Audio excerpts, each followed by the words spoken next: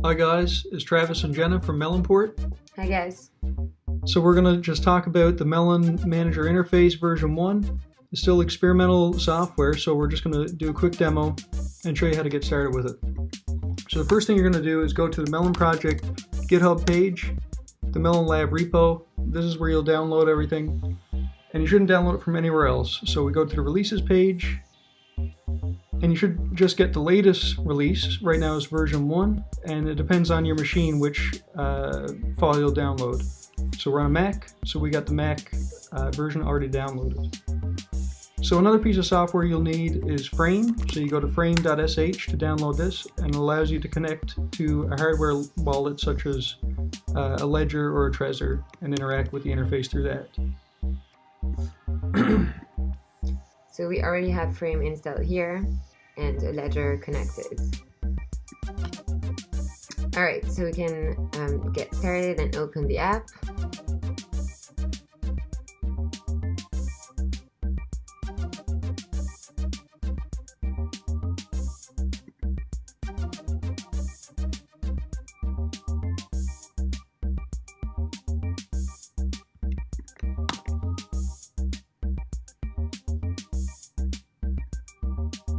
Alright, so make sure that you read all of the disclaimers that we put out there. It's really important, and it will prevent you from getting into troubles. So when you arrive on the app, you see all of the fonts that were already created. All of those are the ones that we created for testing. But today we're going to create a new font with you guys. So the very first thing that you need to do when you open the app is go into the top right corner, your wallet section. And Frame is going to pop up and ask you to approve the app. So I'm approving the app. And then you can actually log into the Melon Manager interface using your Ledger or Trezor address. Alright. So the second thing to do is to make sure that we have enough Ether to pay for the Ethereum gas, but also for the asset management gas.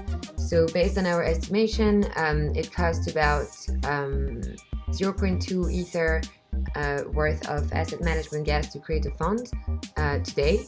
And for Ethereum gas, assuming an average gas price of 10 Gwei, it would be also about 0.2 Ether. So you need to have at least 0.4 Ether in your wallet, but it would be better to have more because you're also going to need some assets to invest into your fund. But as you know, Melon funds only support ERC20 tokens, so if you have Ether, you're going to have to wrap that Ether into WETH ERC20 token so that you can invest it in your fund. So here we have the option to actually wrap Ether, so I'm going to do that right now, and I recommend that you also wrap Ether before getting started. So this is the first transaction that we're going to make. So when you get this model, you can change your gas price. So we recommend that you go to the ETH gas station to check what's the current gas price to make sure that you don't put something too low, and then all the transaction will be really slow to go through. So then you click confirm, and whenever you have a transaction to sign, Frame is going to pop up, ask you to sign. So I click on sign, and then if I look at my ledger, I have a transaction to confirm. So I'm confirming it right now.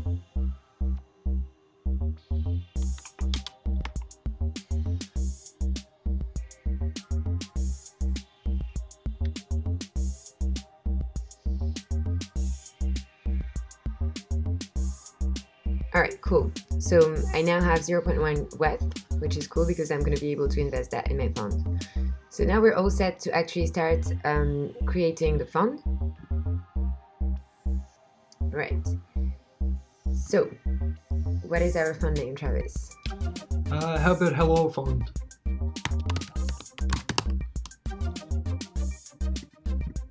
Alright, so the next thing is that you can choose your exchanges.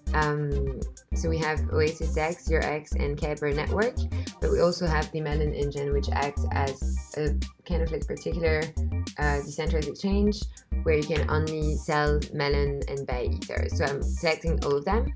And then the next thing is allowed subscription assets. So these are the assets that you want other people that you want to accept as investment from other people. So I'm gonna put Melon, Weth, and Day. You could put only one, you can put all of them. If you put none of them, then no one will be able to invest in your fund, not even yourself. Alright, so the next thing is fee structure. So as in the traditional asset management world, you can define your fee structure, management fee and performance fee, and you can also define the performance fee period. So the default is 3 months. You can increase or decrease, but keep in mind that you will not be able to claim your fees before that interval has passed. Alright, so make sure that you read and understand all of that. So now we have a summary of the fund that we're going to deploy. So we're going to deploy Hello Fund, integrated with all of those exchanges, accepting investment in Weth, Melon, Day, 2% management fee, 20% performance fee, and performance fee period 90 days. So now we're going to actually create the fund, and this is going to take 9 steps, and I'm going to let Travis explain what is happening under the hood here. Okay, so the first step that we're just confirming right now is called Begin Setup, and it just takes the parameters that you entered in your fund prospectus and basically puts them on chain to be used for the later steps. It also creates the hub, and if you watched our recent talk at M1 or you read our blog post, you know what this means.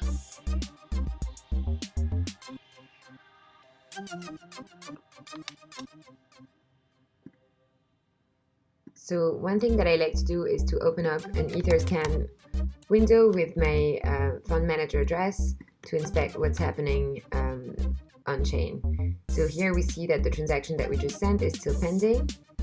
So we can wait, and apparently it just got made right now.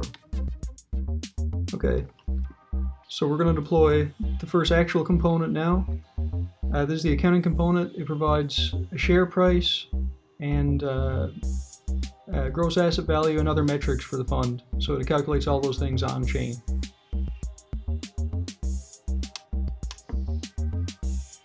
Okay, that was quick. So next we're going to deploy the fee manager. So the fees that we set up that you can see grayed out behind here, those are actually tracked by the fee manager.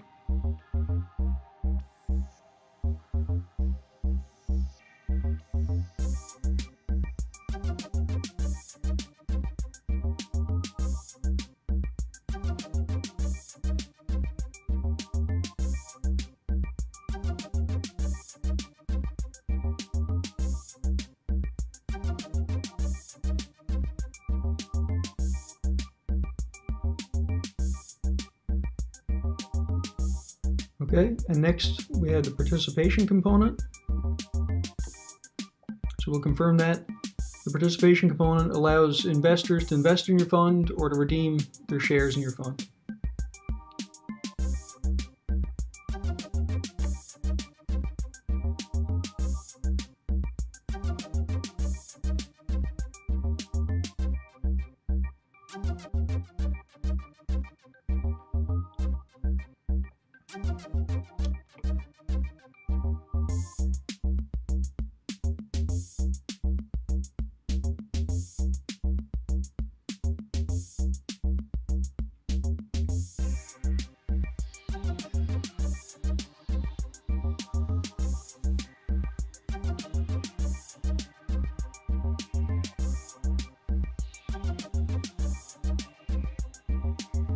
Okay, so the next component that we're deploying is the policy manager.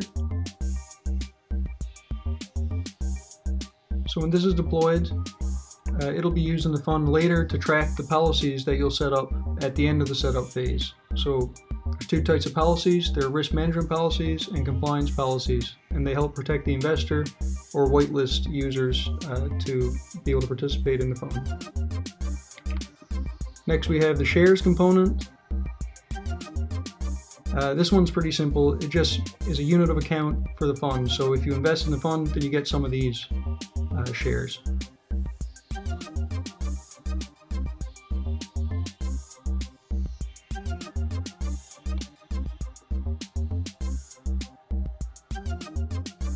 Okay. Next, we have the trading component. So we'll confirm that. What the trading component allows a fund to do is interact with the exchanges that were set up at the initial setup fund phase.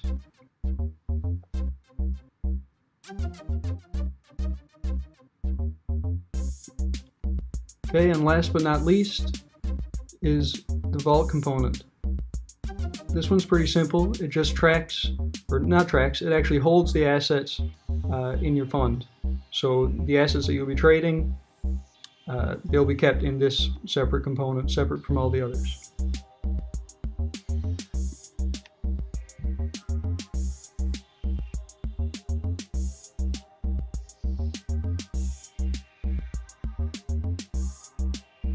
Okay, and there's one more transaction, which is just to complete the setup. So we'll sign that. This transaction registers the fund in our registry and gives you access to it on the front end.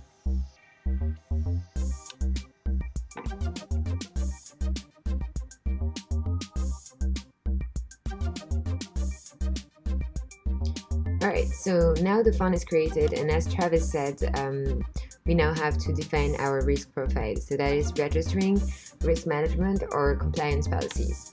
So these are all the policies that are available in V1. I invite and actually strongly encourage you to read the documentation on those.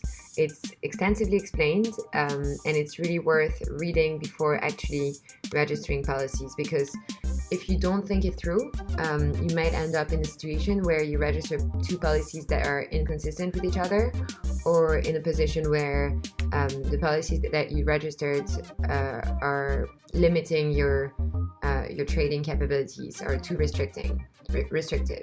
So I'm going to put one policy here, and that is the user whitelist. I think it's a really important policy to know. It's one that allows me to define which Ethereum addresses are allowed to invest in my fund. So here I'm going to whitelist my own address. So it means that only my address will be able to invest in this fund. So the first thing is that we are actually deploying the contract for that specific rule.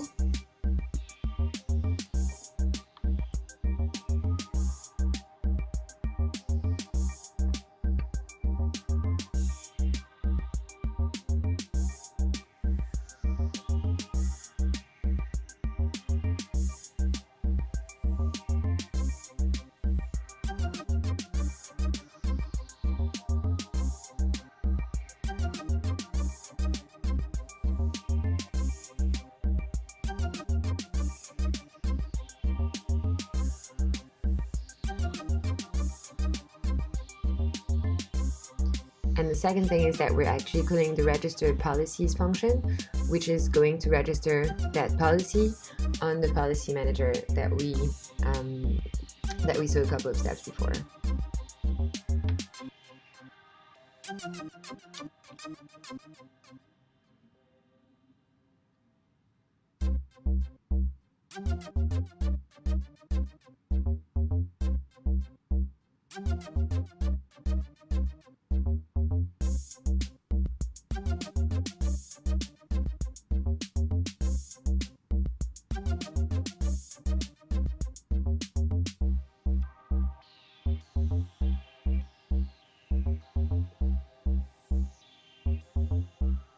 Alright, so the next step is investing in your fund. So here you can decide in which asset you want to invest in your fund. On this Ethereum address I only have WETH, so I will invest in WETH. And I will invest 0.1. Please note that you have also this option, which is an option to change the assets that you accept for investment in your fund. So these are the ones that you define in the first step of creating the fund, but you can add more later or remove some if you want. So I'm going to invest now 0.1 WETH, which will give me 0.1 share of the fund. So this happens in 3 steps. The first step is approving the WETH token to be spent by the contract.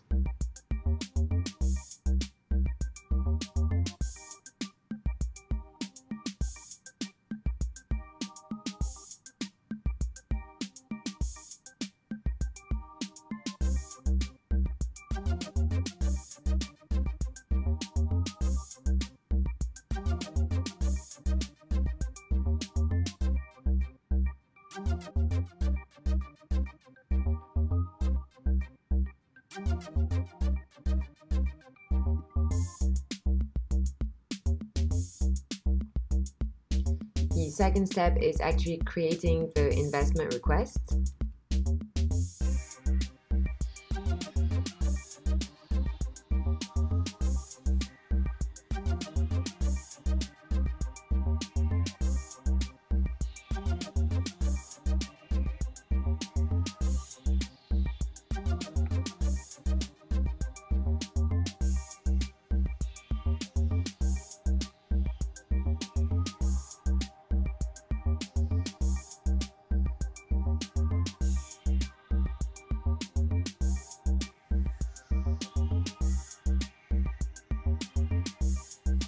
And the third step is executing the request. So it's worth mentioning here that I am able to immediately execute my investment request because my fund has no outstanding shares.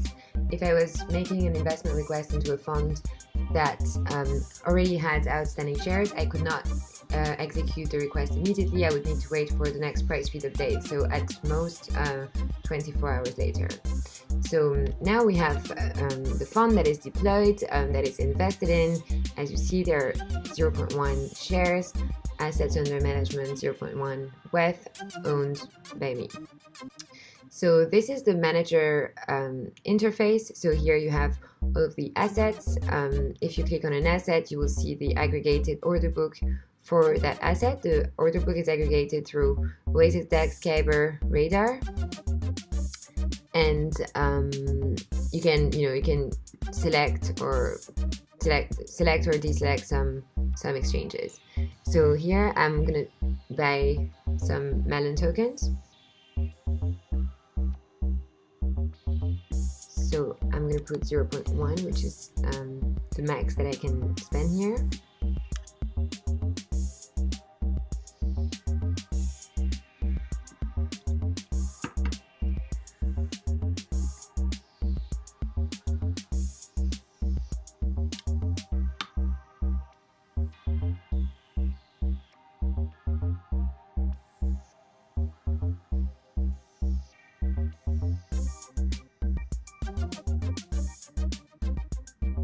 Alright, so the trade went through and the holdings are updating right now.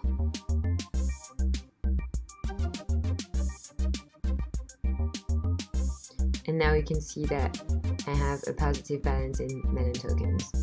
So there are a couple more features that will let you guys explore, but you can go ahead and redeem your shares, the shares that you own in the fund.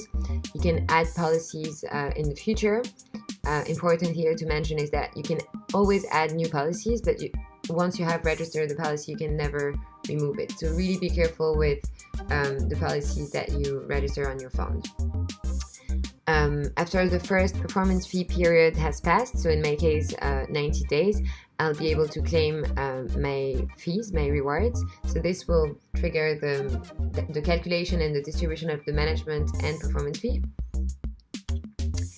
And what you can also do, which is exciting, is browsing the other funds and checking their profile, what their holdings look like, what is their risk management profile, and all of that. And when you find a fund that you like, you can directly invest in it if it's open-ended. Alright, so if I wanted to invest in this fund, I would go here.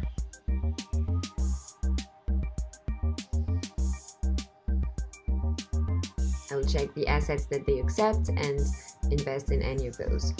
So I guess that's it for the demo of V1 of the Melon Manager interface.